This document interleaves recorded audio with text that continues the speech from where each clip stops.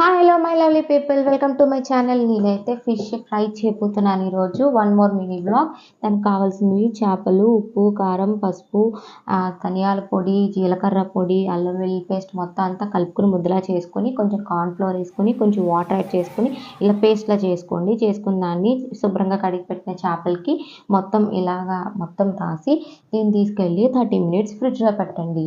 ఈలోపు మా ఛానల్ని సబ్స్క్రైబ్ చేసుకొని లైక్ చేసి కమెంట్ చేయండి. స్టవ్ వెలిగించుకొని ప్యాన్ పెట్టుకుని ఆయిల్ వేసుకోండి. ఆయిల్ హీట్ ఎక్కిన తర్వాత ఆఫ్టర్ 30 minutes ఫ్రిడ్జ్లోంచి తీసి ఈ చేపల్ని నెమ్మదిగా మీడియం ఫ్లేమ్లో పెట్టుకొని ఒకటి దగ్గరగా పెట్టుకొని స్విమ్లో పెట్టుకొని వేయించుకోండి. దీనిపైన మూత పెట్టుకొని ఆఫ్టర్ 10 minutes తర్వాత దాన్ని అటు ఇటు తిప్పండి.